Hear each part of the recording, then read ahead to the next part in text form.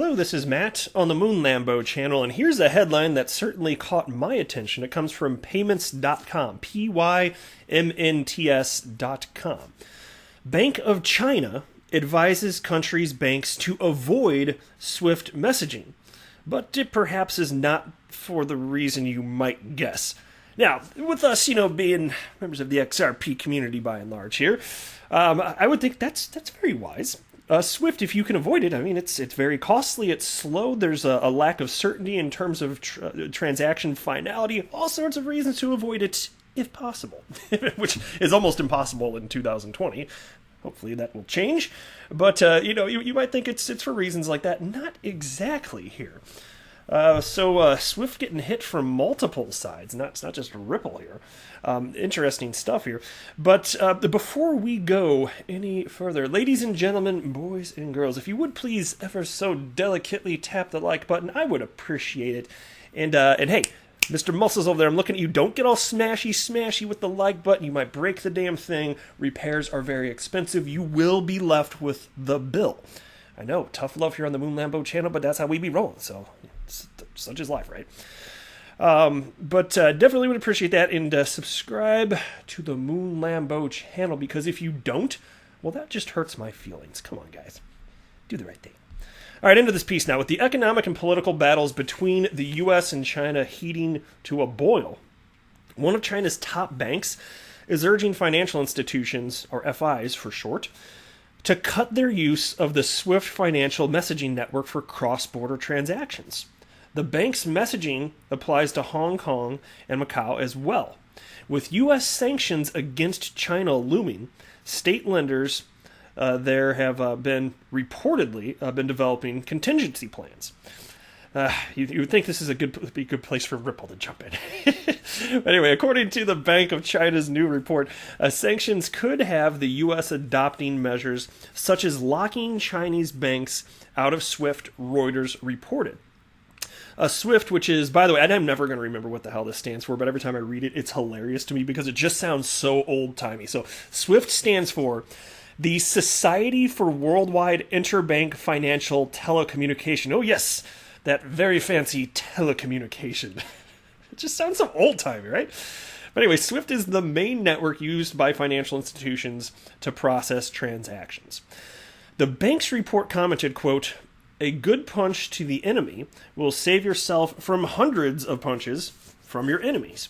Now, China's invasion of Hong Kong has ramped up tensions between the two countries by giving even more ammunition to the superpower's critics in the United States. We need to get prepared in advance, mentally and practically, for sanctions, the Bank of China said. Now, interestingly, you might think, okay, if say Ripple had a bunch of corridors built out the world over, not just with RippleNet, but specifically with on-demand liquidity, so even have faster settlement, sanctions could still apply through that network as well, because while it's certainly the case that you can't, there's no censorship resistance on the XRP ledger, because XRP is a decentralized cryptocurrency, and it's deterministic, and transactions actually are final, and you can't prevent somebody from conducting a transaction. With the rest of the software that's on RippleNet, it's run by Ripple, a company, and this is not a critique. This is just an acknowledgement of reality. But say that's most of just say there's a future where most of the money that's flowing across borders is actually occurring on RippleNet. Even if that happens, you could still have, if you're China, you could still have very similar concerns, even though it's not because of XRP specifically, because, like I said, XRP is absolutely sufficiently decentralized. It's actually more decentralized than Bitcoin.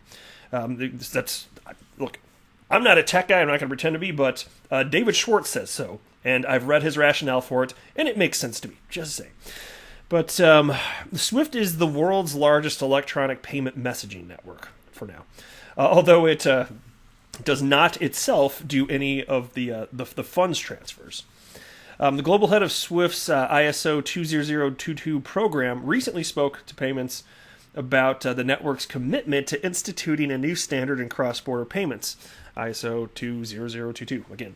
And here's a quote: "All major reserve currencies, the euro, the dollar, and the pound sterling, plan to adopt ISO 20022 within the next 2 to 5 years, and several countries have already instituted the standard. He said. And he added that as market infrastructures in many major countries use the network, we are receiving more inquiries from banks with questions about how to accelerate their own move to ISO 20022. And so, yeah, it's the case. So, as far as the Nostra Vostra accounts, that's correct. It doesn't have anything to do with SWIFT. They really they're a messaging platform. That's what SWIFT is. And take a look at this too. So as far as China's got a lot of concerns, right? And they've been thinking about this for a long time. So here's a piece, and this is from a year ago, but it doesn't matter. It's completely relevant. And it's titled, How the Yuan Could Become a Global Currency, China's Plan to Replace the U.S. Dollar. This is fascinating. So China wants its currency, the yuan, to replace the U.S. dollar as the world's global currency. And by the way, we already know that they're developing their own central bank digital currency, and that's been underway for like the last 6 years. As China's economic might grows, it's taking steps to make that happen. A slim majority of institutional investors see it as inevitable, but don't say when. Could we see a switch from a greenback to a redback dominated world? If so, how and when would that happen? What would be the consequences? Before the yuan can become a global currency, it must first be successful as a reserve currency. That would give China the following benefits. And check this out, because a lot of these benefits, U.S. absolutely, with having the ability to control the United States dollar, has all the benefits in the world to this point. But number one, the yuan would be used to price more international contracts. China exports a lot of commodities that are traditionally priced in U.S. dollars. If they were priced in yuan, China would not have to worry so much about the dollar's value. Number two, all central banks would have to hold yuan as part of their foreign exchange reserves. The yuan would be in higher demand. That would lower interest rates for bonds denominated in yuan. And just to be clear, is anybody even at this point doubting that this is what China's seeking to do? Especially with the issuance, ultimately, of their central bank digital currency. Is anybody even doubting that?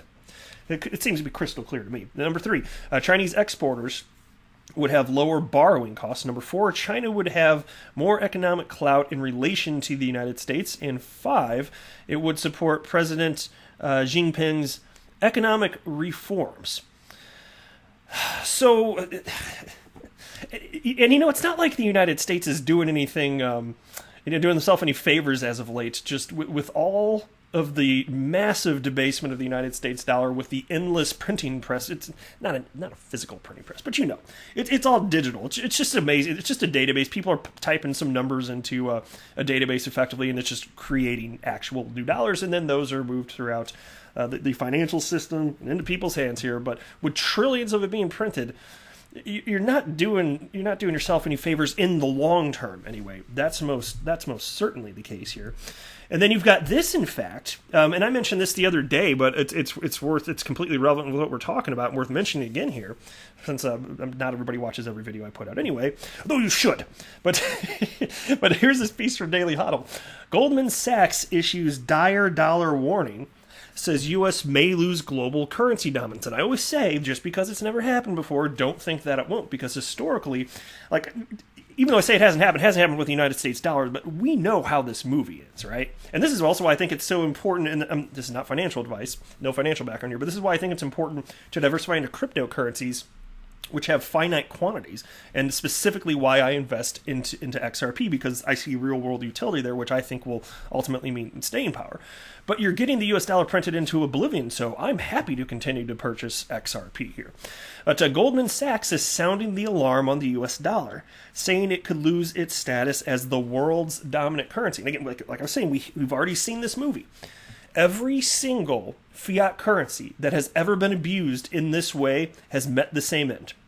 Runaway inflation, and then it ceases to exist. That's it. That's the story, and we're seeing it right here. So why would it be any different for the U.S. dollar? It's not going to be. But in a new report cited by Bloomberg, Goldman Sachs warns investors that U.S. fiscal policies could significantly slash the value of the dollar in the long run. With $2.8 trillion added to the Federal Reserve's balance sheet this year, and another round of stimulus measures incoming, the firm says Wall Street is becoming increasingly worried about the economic outlook of the United States. And here's a quote: "The resulting expanded balance sheets and vast money creation spurs debasement fears.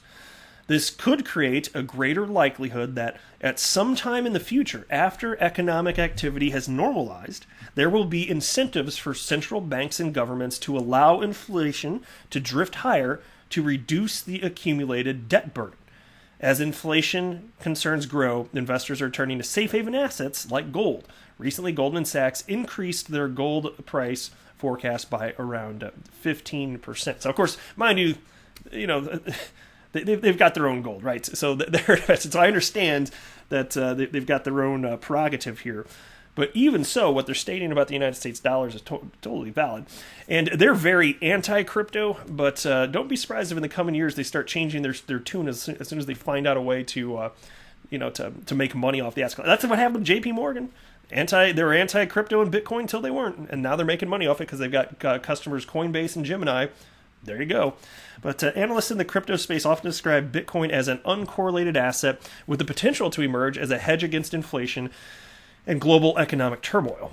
In a new interview with CNBC, Galaxy Digital CEO Mike Novogratz says he believes both gold and Bitcoin will surge due to a worldwide liquidity pump. And here's a quote: "It doesn't look like the Fed is going to raise rates. The liquidity story isn't going to go away. We're going to get a big stimulus." Yeah, and actually, indeed, there should be more stimulus in the United States on the way here. But anyway, critics such as gold proponent Peter Schiff scoff at the notion that Bitcoin will be an effective hedge. I scoff at you, Peter Schiff. I like you, Schiff, but you're wrong about crypto. Look, it's not going away. Crypto asset class is here to stay, and many cryptos like XRP are deflationary. While you see this, you're going to see at some point notable inflation from the United States dollar. I mean, it's lost like 95% of its value over like the last 100 years or whatever it is, and it's going to keep going in that direction. And why? More of it keeps getting created, and so if you want to have a hedge, like this is why I think that the argument for the hedge, while not proven because there's not enough data, is valid. It's because there's a finite amount of this stuff and it's getting used. It's not going away. So to me, it's just like, how could this not be worth substantially more in the future relative to the United States dollar, right? But anyway, here's what he said.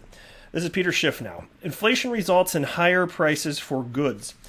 Since gold is a good, its price rises along with the price of other goods, preserving its relative purchasing power.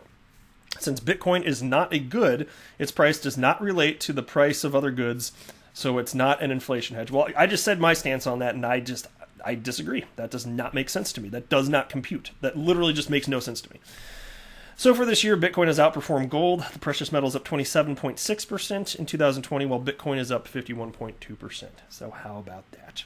Interesting times. We'll see what happens here, but crypto is here to stay, period. That's my firm opinion. And likely XRP, as long as it continues to get adopted, I'm going to keep being bullish on it. I think utility matters, so we'll see. But that's it for this video. I am not a financial advisor. Do not buy or sell anything, because if anything I say or write, that would be a very, very, very bad idea. Until next time, to the Boom Lambo!